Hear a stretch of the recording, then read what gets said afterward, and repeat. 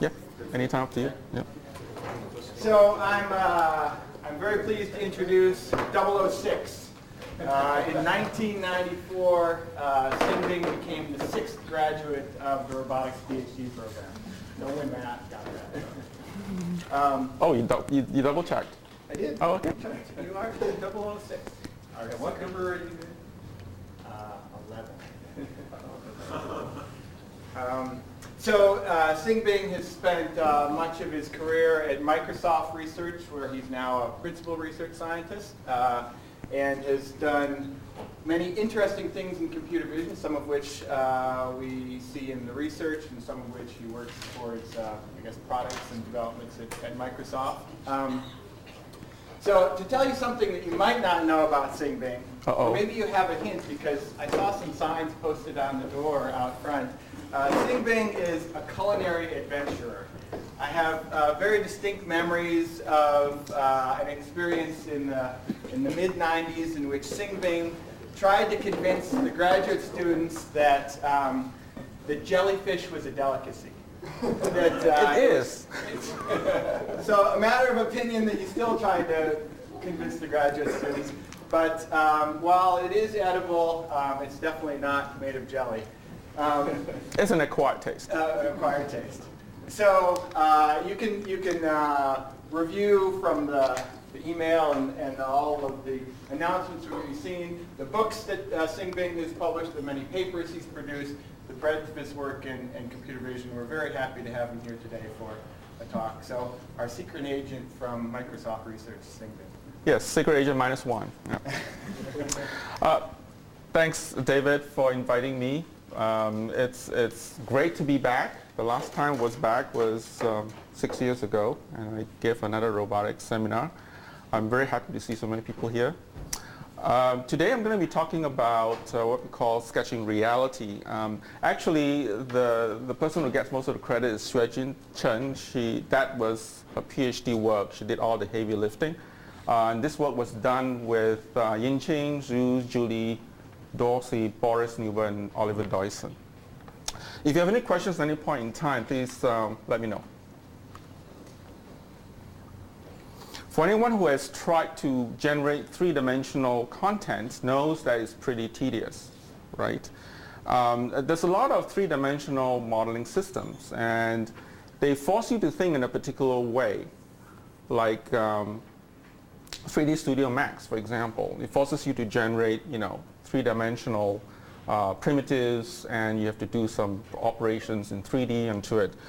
But on the other hand, sketching is extremely intuitive. It's an extremely simple way for anyone to convey geometric information.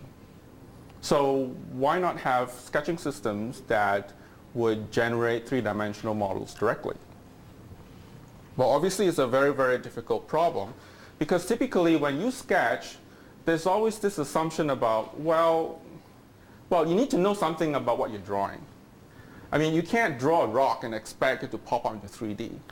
So the two examples that I'm showing you have specific domain knowledge attached to it. Architecture and trees. Both have specific knowledge that is required that allows you to see it and get a sense of what the shape is all about. If you draw a tree, for example, because of your knowledge of trees, you got to get a sense of what the shape of the tree is like. So we're trying to encapsulate all that information to allow us to map any two-dimensional sketch into 3D. So obviously there are challenges. First of all, you got to specify the knowledge. How would you encapsulate that? Also, there's this trade-off between how flexible you want the system to be and how easy is it to use. For example, in the first case, which I'm going to show on architecture, we assume that the user has some architectural background. On the other hand, to sketch trees, you don't need any special expertise in doing that. So I'm going to be talking about two things, sketching buildings and sketching trees. So here's an example of a sketch of a building, and this is the result that we got, just to show you that it's actually real 3D. So this was sketched in a matter of minutes, and we could get results that look like that. So I'm going to give a quick description of how we do that later on. And this is an example of a sketch of a tree, and this is the result that we expect to get. I mean, it's as simple as you can get, and we want to be able to show that we can actually generate something that looks very plausible. So I'll start with describing how we sketch buildings. We assume it's a perspective drawing, and that there are three elements. The primitive geometry, which is things like, flat faces, rectangles, cylinders, and so on. And it could be detailed geometry that could be very, very specific to the architecture. For example, different types of columns, the tiles itself, and the texture. So we want everything to be sketch-based. So if you generate the geometries, you could indicate the texture merely by drawing on it, drawing on the surface. So it's a very simple system, really. You draw the sketch, and it uses a maximum likelihood interpretation to figure out what the primitive geometry is first. So the user would sketch the primitive geometries up here, and then click on the button to say interpret it, and you generate something that looks like that. And then you can generate columns by sketching the columns, right? Of course, the user has to specify what type of architecture. Is it classical, or is it Chinese, or is it a modern type of architecture? That's the only thing that you have to specify. And so once you have recovered the primitive geometry and the detailed geometry, the user can then draw textures directly on the surfaces, and it would generate a much reduced palette from which the user can select and texture map. And of course, the user can do some sort of refinement, like copy and paste windows and replicate them, delete things, resize things, and shift the dimensions around. And of course, once we have the model, you can then manipulate it and add it to with a different background.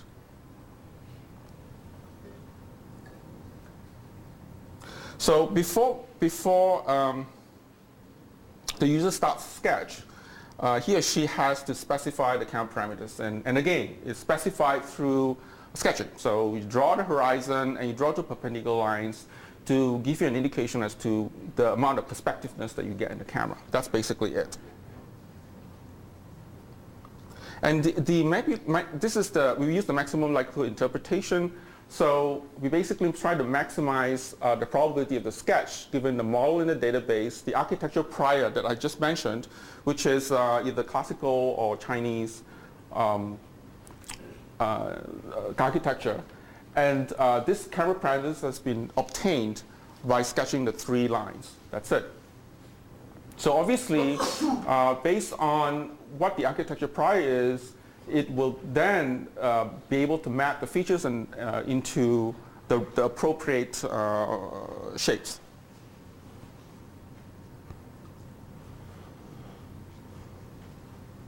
So the first thing that it tries to extract is the primitive geometry. Now this is nothing really new. Anyone who's in computer vision will know that this kind of work has been done like more than 10 years ago. It's just, looking at sketches, looking at junctions, and trying to figure out 2.5D, to extract a 2.5D representation of a particular sketch.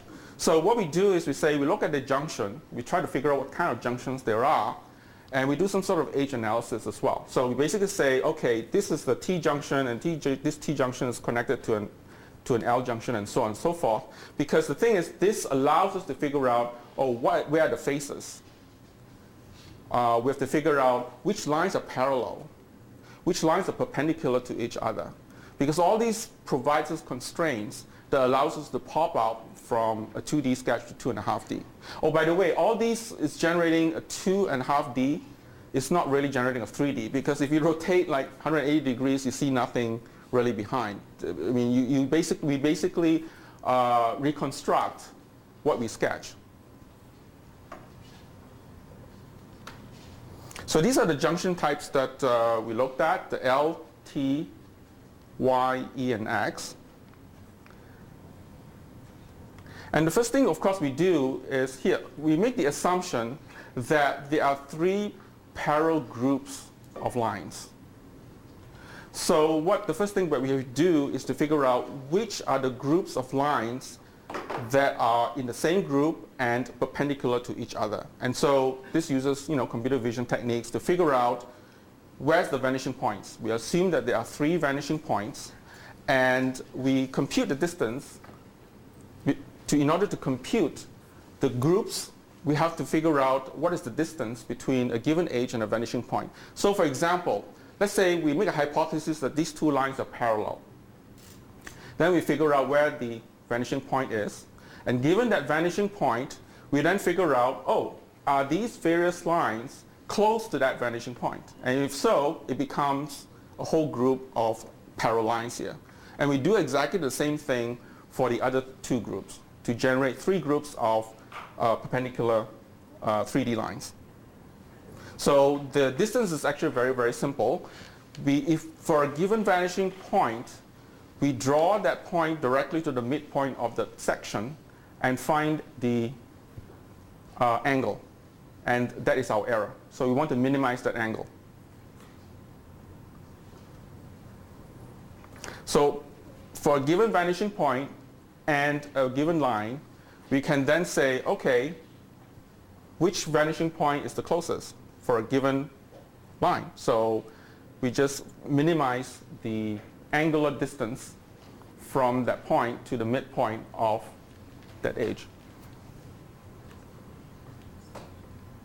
So obviously, once we have done this, we make a hypothesis of where the vanishing points are. We can then figure out which groups of lines are parallel and perpendicular to each other. So this is an example of a result.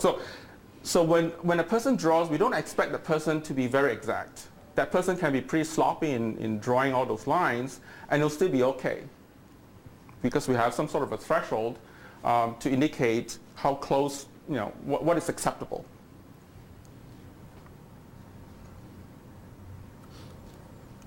So this shows an example. It basically picks a random junction, and it makes a hypothesis of where those edges are.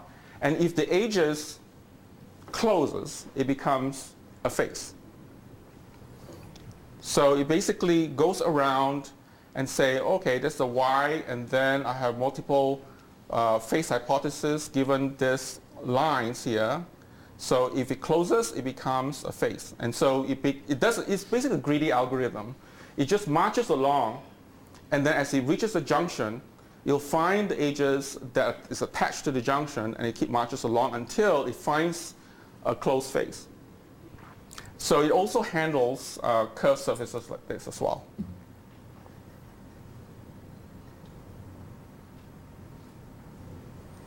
So for planar objects, it creates a system of linear equations, and we generate a least squared system. We also handle symmetric curved objects. Of course, we assume that these curves have the same shape except that they're rotated. So it provides additional constraints from which we can then compute the shape of these curves in 3D. Unfortunately, this is a nonlinear optimization. So here are the equations that we're solving. We're solving the projection equation. Given an estimated three-dimensional point, we obviously want to minimize the reprojection error.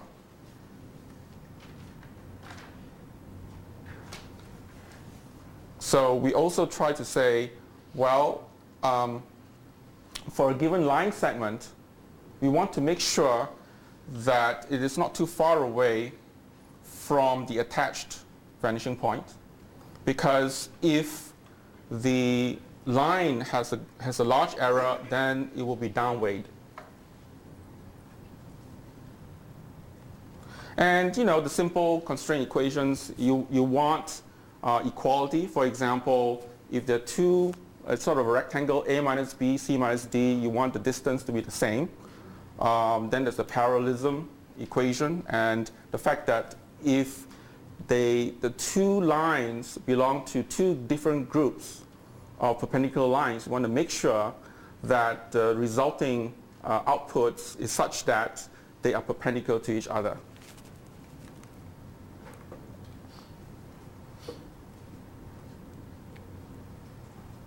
So here's an example, again, the output of running the algorithm. So in addition to the global geometry, the user can draw detailed geometry on top of it. For example, the windows here and the columns here. Now this is very architecture specific. So we have consulted architects, and they showed us that to indicate these kinds of textures, you don't necessarily draw the contours. There's certain shorthands for different kinds of structures, and they showed us that, and we asked them to draw specific structure. We put it in the database, and we tried to figure out the distributions of histograms that's associated with the different strokes. So what we do is we say, okay, let us draw different sketches associated with the detailed geometry like this and that, and then we construct different kinds of histograms. What is the distribution of points, lines, and curves? That's one histogram. What is the orientation of the curves? That's another histogram. And then what is the distribution of length of the strokes in the drawn detailed geometry? So we use these as a metric to do the comparison between the drawn detailed geometry and the database. So we actually do the same thing for textures. So the user can actually draw textures that look like that, and it would give you something that looks like this. And the same thing here. So you could have a bunch of drawings that look like that, and if you draw something that's similar to these, it would return the 3D models that look like that at the bottom. The same thing here.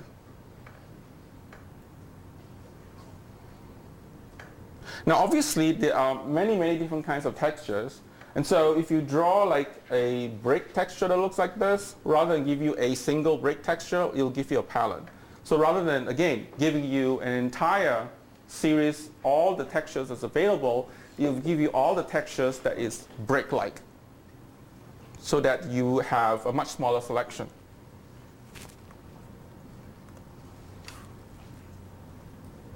And so once you have sketched it, you can actually make some refinements and make, like, changing the shapes. And for example, once you've drawn the window, you can move it or replicate it, and it will do the right thing. It will actually slide it along the surface. And so here's an example where you actually draw the texture. Actually, sorry, let me just show you once more.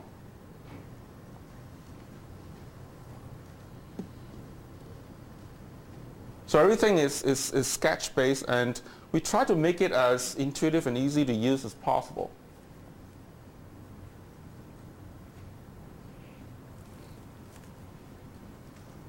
So here's the result after you've drawn first the global geometry followed by the detailed geometry. And this is the output.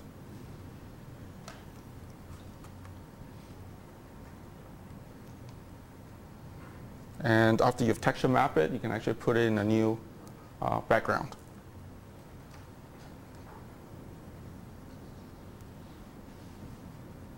Yeah, just to show you that it actually has three-dimensional shape. Oh, sorry.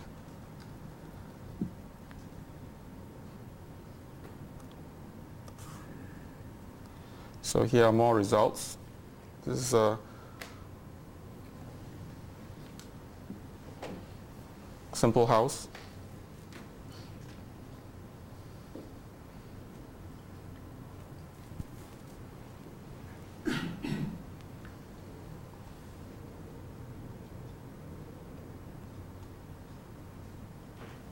You've seen the Chinese pavilion. We also tried kind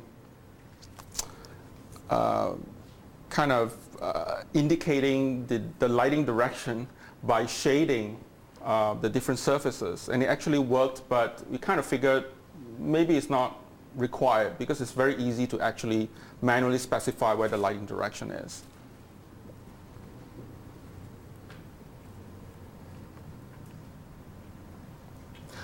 Yes? So in the house example and in this one, what happens in the area that's slightly occluded?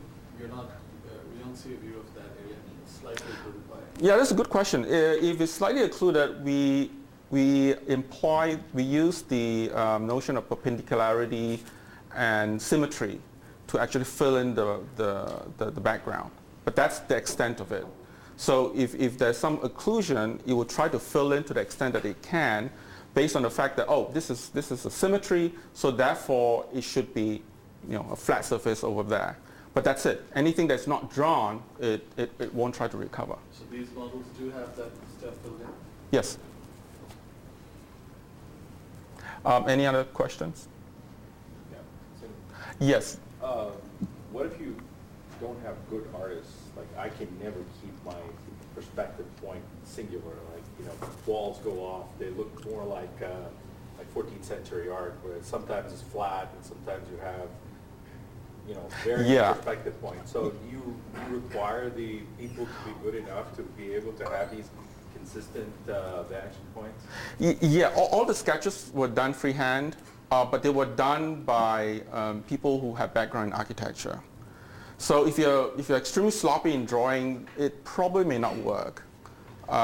So this is the reason why there's this trade-off between how simple an interface you wanted to make and how complicated the system really is. This system is fairly complicated, and yet because the problem is so ill-posed that we have to put a lot of constraints. We have to say, oh, you need to know how to draw certain shortcuts to indicate certain types of structures. And you need to be fairly careful, but not terribly careful in drawing the lines. I think it would not work if you give it to, say, a 5-year-old child and ask that person to draw a house. It probably won't work. But what about, non-architects or non-artists, adult ones? That level of drawing, can it use it to make models?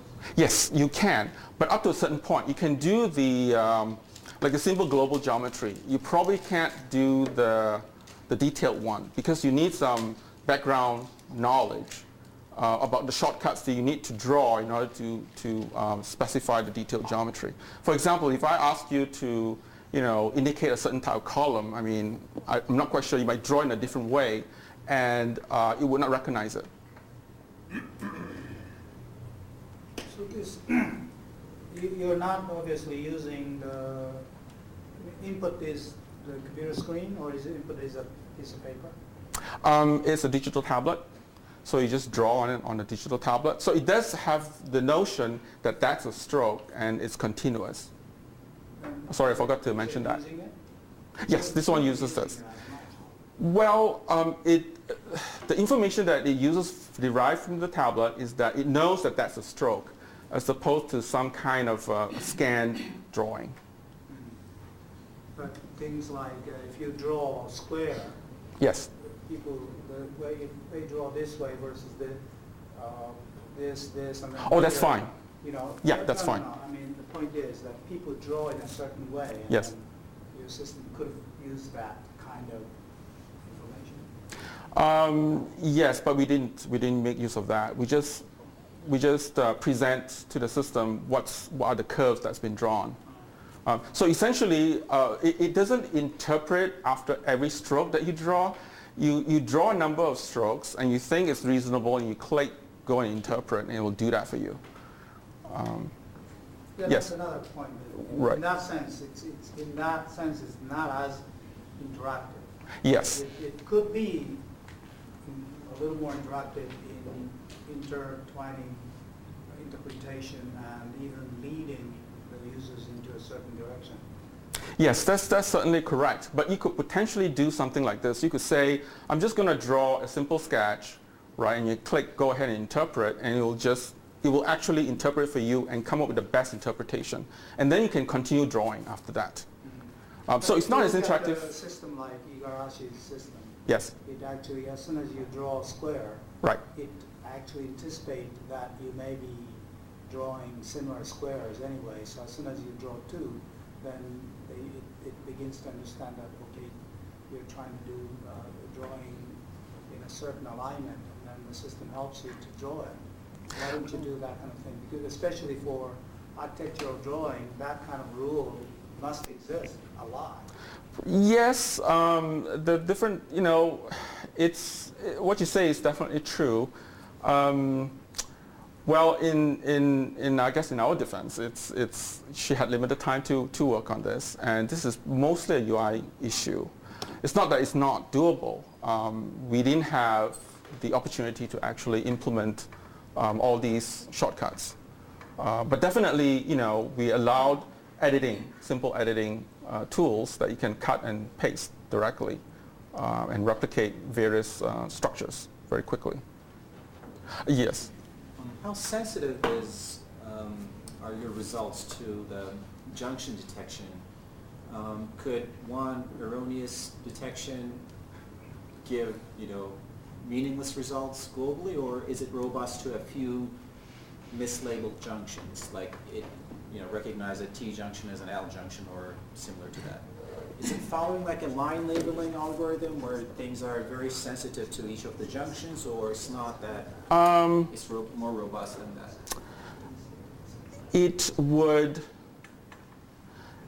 It actually is greedy algorithm, so it would propagate up to a point where it failed and it would stop. So I don't know whether that answers your question. And because it randomly picks a junction to start, if you pick the wrong one, then you could have, a bad global result. If you start off with somewhere that's very far away, it would propagate up to the point where it couldn't come up with an interpretation. It would stop there. And we didn't really go into that deeply, but it's possible that you could correct for that later on and then rerun the whole system because that's the part that died. But no, we didn't test that very extensively. Yes? How long does it take to come up with the interpretation when you actually click on this? It's just a few seconds. It takes longer for the detailed geometry. The primitive geometries are quite fast.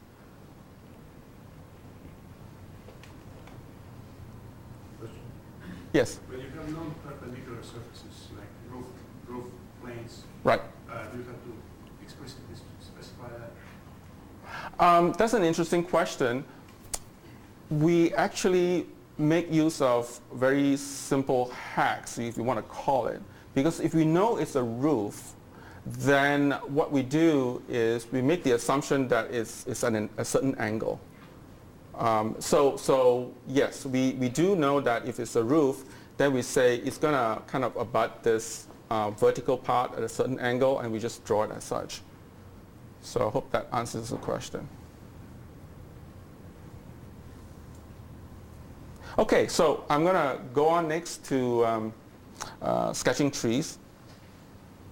So the way that it works is that you start out with a sketch, and we assume that we have some sort of a database. Now the database consists of information on different kinds of trees, and each tree has some data related to how it's grown.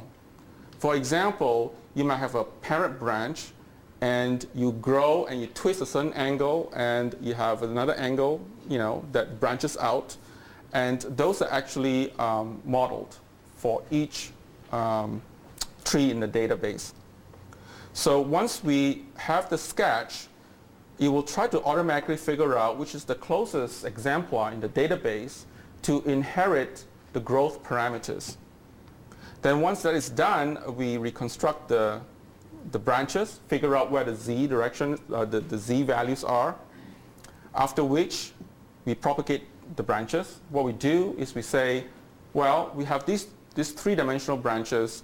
Let's take the subset of it and randomly place them and grow them. And that's how we propagate the branches. And we take the leaves from the database and paste it on a three-dimensional model, generating the result. So this is what the database looked like. We have a bunch of exemplars. And each exemplar has three-dimensional geometry. The three parameters are basically those angles. And we assume that the rotational, the angles of growth is Gaussian distributed.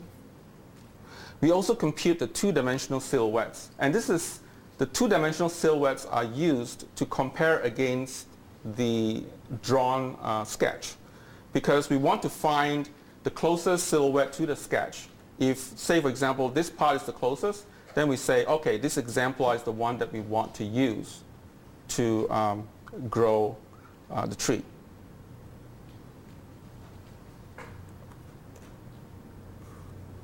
So what are the three parameters?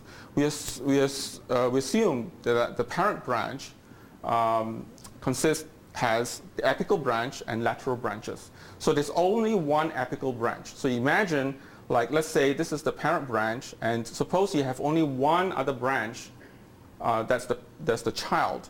So that has to be the apical branch. But if there are two child branches, one has to be the apical, the other has to be the lateral. And you have n of them, n minus one of them are lateral and one of them is apical. Now, the apical branch is the main branch that grows out from the parent branch, and different rules of growth governs it. So you have alpha, beta, gamma, and they're all Gaussian distributed.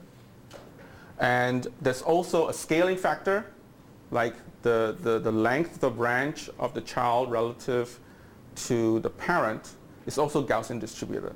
So all these parameters are the pre-tree growth parameters that is stored with each tree. So as I've said, given a sketch, you try to compare it against the silhouette. Now there's actually something else going on. You probably notice that there are projections of the 3D angles and the 2D angles. And so we actually compute the Gaussian distribution of the 2D projected angles, and we compare it against those of the database as well.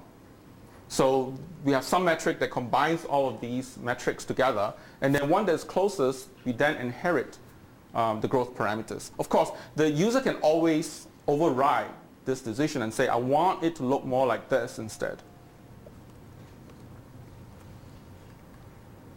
So now, what we have is a situation where you have a node. Each node, the x, y position, and we're actually trying to figure out z. But in addition to that, we have to label the branch, whether it's an apical or lateral branch. So this you will notice is a factor graph. So the L is the label that says whether it is an apical or lateral branch. And given the label, we will then apply a different rule. So the way that we solve it, it's actually a very complicated system. So we approximate first by bottom-up inference, ancestral sampling actually. But here's the rub. As you grow and make hypotheses of where the depths are, you have to worry about the branches not interpenetrating. We want to make sure that it's reasonably well spread out in the depth direction. So we use iterative conditional mode to actually refine the results. So after refinement, you'll notice that the green and the red ones have been pushed further apart, when in fact if you don't do it, they might interpenetrate. This is a situation where Takeo's idea would help more, right? Because you could just draw two branches first. It gives you an interpretation and the user could draw. So you could sort of avoid this issue of occlusions. If you've given the user the current interpretation and it's growing instead of giving the whole tree and then. Right, but you could be drawing branches and then they actually cross at some point.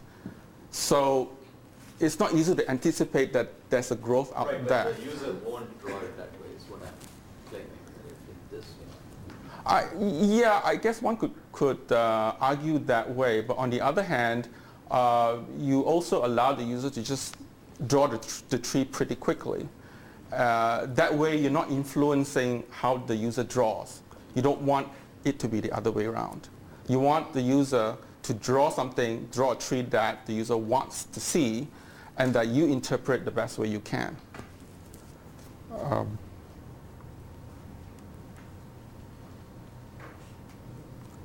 So obviously, once you have drawn the sketch and it generates the depth information, you'll see something that looks like this. But obviously, who wants to get a model like that? So what we do is we say, okay, let us just generate subtrees, all these Y structures, and then randomly attach to the ends of these branches. And so we will get a more complicated structure that looks like that. And then we populate the leaves. And we're going to get something that looks like that. So in terms of speed, it's actually quite fast. If you just draw of the order of say a dozen to 20 different kinds of branches and you click go, it takes maybe 1 or 2 seconds to generate the three-dimensional information. Growing the additional branches take longer time. It could be a few seconds more. Yes? And does the green stroke play any role at all? Yes, I'm glad you asked that. I was going to say that later on. That's actually to specify the crown. Now, if you don't draw the crown, it will grow 5 generations and it will stop. But if you draw the crown, it's going to grow up to the extent of the crown and stop. So if you use the same sketch, but you use different exemplars, i.e. the different growth rules, you're going to get rather different looking trees. So that's the beauty of it. So it's not necessary that you actually have to use any exemplar that the system gives you. You can actually say, I want it to look more like, say, a poplar tree or something. Then it would inherit the parameters associated with that tree and try to grow it as a poplar, to the extent that it can, given the sketch that you gave it. So now I'm going to show you a bunch of different examples. So this is a fairly simple tree, right? You just draw a few strokes, and it can actually generate a rather plausible looking tree. It looks like that. So if you start with the same sketch and you continue drawing more strokes and a crown, you get a rather different looking tree.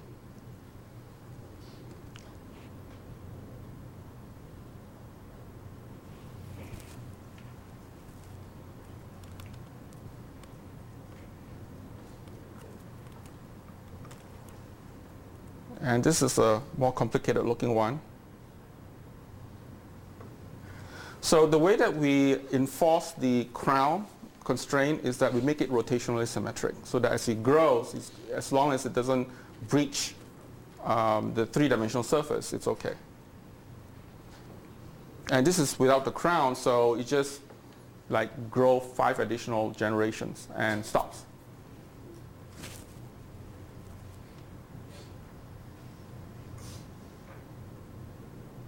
So I think that I think this is a little bit this very different from the first part, where the first part we assume that you need some specialized knowledge and training to be able to use the system. Here, practically anyone can use the system.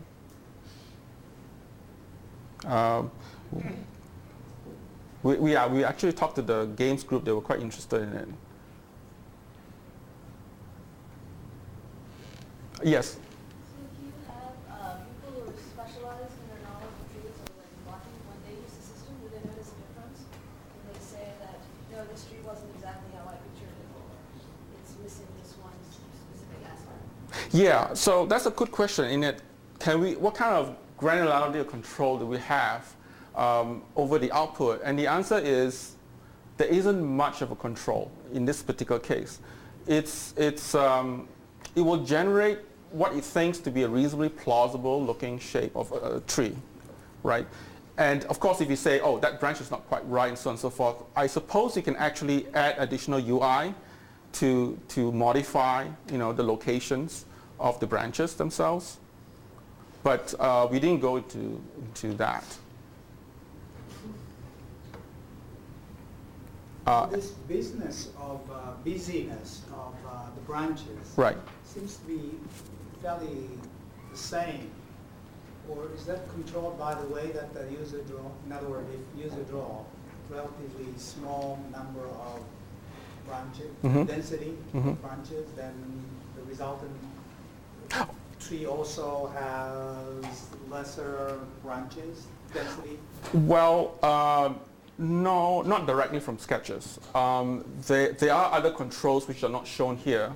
Like you can say, what the density is. I mean, we exposed that, but we wanted to make it as easy to use as possible. The problem with making it very, very flexible is that you're going to add more and more layers of complexity to the interface. And I guess we have to strike a balance here. So yeah, how would you figure out what the user intent is? It's a very difficult question. I mean, you could be saying, okay, I'm just kind of lazy, I just want to draw a few strokes, and I'm going to let the system come up with the best looking tree, and that's it. Or you could say, oh, I only want to draw a few strokes, but I want it to be a sparse tree. Well, I'm not quite sure how the system would be able to tell the first from the second. So that's not clear. Unless, so what we do is we say, okay, we allow you the flexibility of being able to grow by n generations. And that would be an indication as to how kind of crowded the branches are. Do you have very straight tree, like a cedar, tall cedar tree? If you just draw one stroke. Then what? Then it will happen? I don't know. I don't think it will do anything. That's because I'm not quite, it will kind of match to some random exemplar. And what it would do is that it would grow lateral branches at random. Well, not random, it uses some sort of a rule for spacing to draw. But have you tried? Actually, I haven't. I should talk to Xuejin and see whether she wants to try doing that. It may crash the system, I don't know. But why would you want to draw a single? That's really like, is that cedar it's called? Well, that's pine and stuff, so. Very straight, that is used for various, like... eucalyptus. Huh? It's called a Poplar? Palm tree. Eucalyptus tree or palm tree? Well, the buildings, the main building of the ancient structure is a completely straight, tall tree. Oh. Well, we think that the user wants to have some control of what the tree looks like. So if you just draw just one straight one, it's not clear what the right answer is. So no. My friend is like this and Oh, sure. If you draw a few of those, then it would do something. What we'll do is that, first of all, you'll try to figure out, what's the best example. And the second, it will do the best it could in trying to figure out the angles. And then because you left so much space in there, it will try to fill in based on the same rules again. Whether we try that exact same configuration, I can't say that we have. The other thing is, obviously the output that you get is a function of what you have in the database. For example, let's say you draw a willow tree. It will look bizarre because all the rules that we have in the database are for non-willows. So obviously it's a function of what you put in the database. Yes? So would it be interesting to let the user just draw the overall structure of the tree right. and not do a database matching? Instead, I want that to remain the way the rough structure, and then I want to perhaps design the simple generative rule that you're putting in. Mm-hmm. Currently, you're trying to get that from the sketch itself. But with this, won't you give more control to the user so they can design the overall structure of the tree, but also the rule that will... Oh, yes, yes. Actually, the thing that I skipped very quickly, where you did the iterative conditional mode, and it actually re-estimates the parameters. There's an option. So you can say, I'm going to rely exclusively on the growth parameters of the exemplar. Or I am going to try to find the best fit parameters, and I'm going to use it. So those two are the options. So I don't know which is which, but we have done both. And typically, the values do stray a little bit because of the way that you drew the trees. Another comment. Yeah. I would argue that all the results are very pretty. So it's very difficult to say this was what I wanted or not. Right. To me, like, that's very good, right. very desirable. So I'm not sure if this is the right application to assess this method. So I can't think of any other method where the sketching, I think, is very powerful for generating patterns. Right. But I would argue perhaps looking into some other applications in which that power would just come out more. Yeah, you're probably right. But I mean, what would you suggest? It's not quite clear to us. The reason why we chose these two is that they are clear, definable rules that govern such structures. And the trick was, how do you embed those rules in such a way that all you need to do is just draw it, and it basically tries to interpret it based on those rules. It's not quite clear-cut if it's, well, I mean, maybe, for example, if you draw a chair, right? I mean, again, chairs are specific structures, and perhaps you could do that as well. But, I'm just trying to show two examples, relatively extreme examples, one in which you require a certain amount of expertise to actually use the interface effectively, and the other you don't. And the other, which is this one, requires a fair amount of programming of how it's constructed. Does that make sense? So, yes. If you specify there will be more branching, which means it grows up longer. Is there anything where physics has taken into account that the branches might sag, or if you increase the vegetation on it, would it sag if you increase it? No, we did not put any environmental rules in it. I mean, you could imagine that you can extend it by saying, I'm going to draw a structure right next to the tree, and if I grow, I should go around it. Or draw two trees, and there's competition between the two of them, and you should grow around each other, and so on and so forth. No, we didn't do that, but potentially you could imagine that it could incorporate such rules as well. Those are actually extensions. Because once you have the model, you could imagine modifying that model to fulfill the gravity, for example.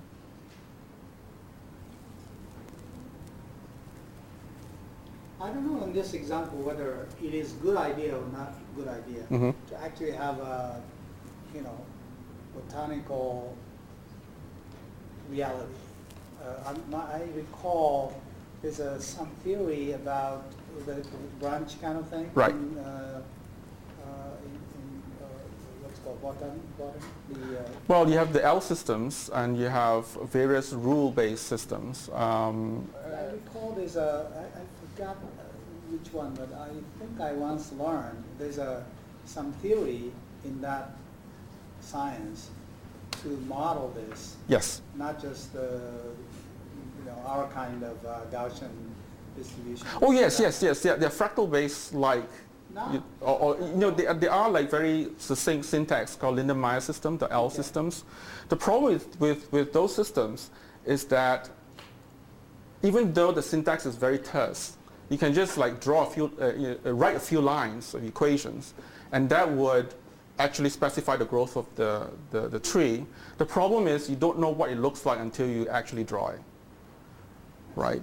So that's the reason why it's very difficult to use such systems to actually specify the tree that you want exactly. You have to know how it works. You've got to tweak the parameters quite a bit. And my question is probably, this tree looked like real.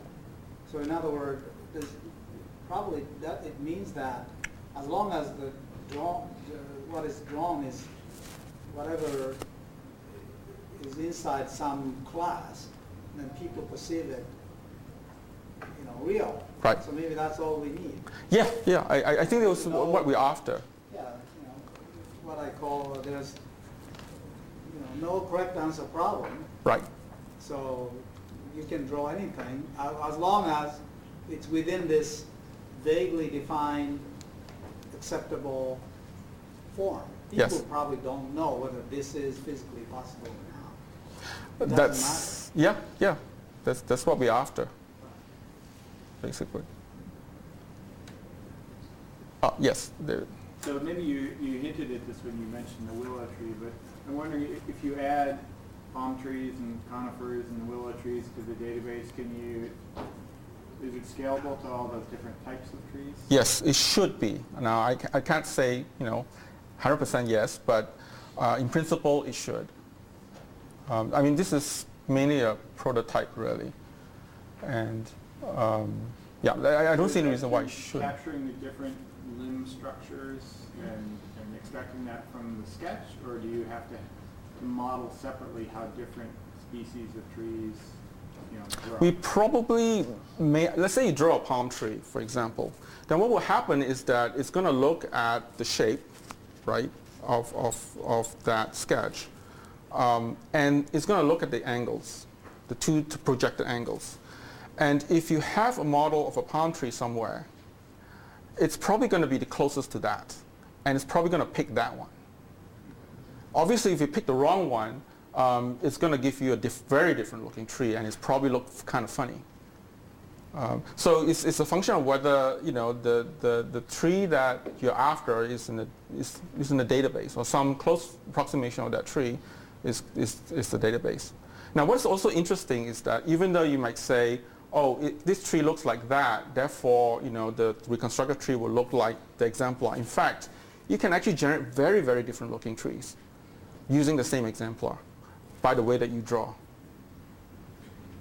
And I've all the examples, some of the examples that I show actually came from the same exemplar, but they look very, very different. The results look very different. Yes? This is a comment. I think one interesting application of this could be for the design of organic looking structures like furniture that will carry force. So in that case, you're looking to perhaps optimize the structure shape where the overall look is given by the user, but it evolves some structures that can withstand a force or some other mathematical objective. And I think in that case, the assessment would be much more obvious. Does it satisfy the objective or not? Is it still visually appealing to me and still, has some engineering function? I think those kinds of things could be this application could be very useful for that. People have worked on, topology optimization and things like this, but I see that there's an interesting open direction here. Yeah, well, feel free to work on it. Well, I mean, I'm not sure what Shurjin is working on now. She's a postdoc at Yale, but I could relay that to her. She did a great job. Any other questions? So you attach the leaves at the very end of the process. Correct. But what happens in reality? You will have leaves and then the tree grows and you have more leaves. So is that the branch growing, does it depend on the intermediate state of the entire tree rather than just propagating all the branches first and then attaching the leaves at the end? Well, in this sense, we are not emulating the growth exactly. It's for the purpose of generating a realistic looking tree. And that's the reason why we chose to add the branches first and then the leaves as the last part. Because once we know where the branches are, we know how to attach the leaves. Does that make sense? So what I'm saying is if there were leaves already there and maybe branches grew, so the shapes of those branches might be affected by... Right, absolutely. But how would the user specify that? Intermediate. So if you just start with some sketch and you give the leaves already, and then I see what you're saying. So the problem with that is typically the user just draws a few strokes, and typically those are not terminal branches. So it's very hard to kind of figure out where the leaves may be unless you kind of use a brush strokes and brush, okay, that's where the leaves are supposed to be, and then, yeah, then fine. Then you have a finer level of control over the shape of the leaves. So it's kind of akin to, drawing the crown that basically specifies you can't grow out of it. I suppose, you could add different kinds of constraints, like, oh, I want the leaves to be there, I want the leaves to be there. And so what it will do, it will try to grow onto those leaves. But no, we haven't done that. Yes? One question following between us is, can you simulate how the tree grows up, like say different stage, different time? So you start with some sketch. Yes. You simulate how the tree would look like after half a year and how it would look like after. That is a tough problem because a sapling can look very, very different from a full-grown tree. So we didn't even try to emulate the growth, the real growth, from when it actually starts from the very beginning. Yeah, that's probably a different line of research. How do you model the actual growth of trees? Yes. As a guardian of a classical work, I don't want to call junction E. That should have been called arrow junction. Okay. Noted.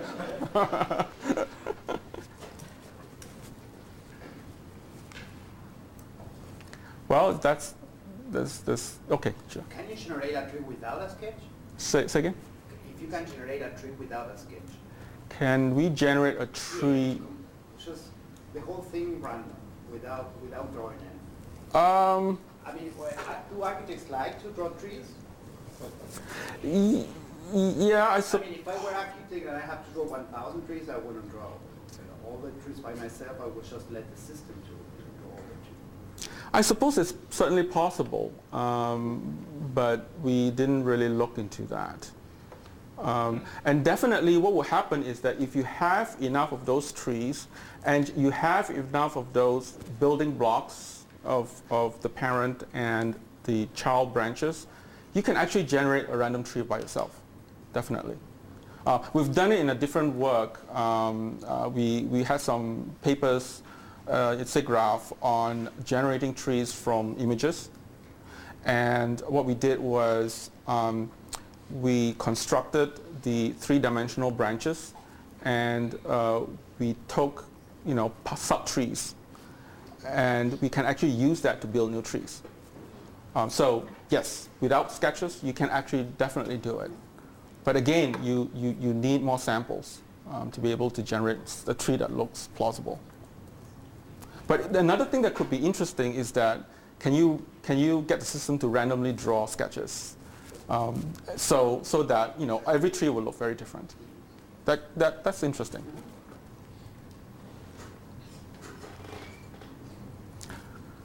Well, thank you very much.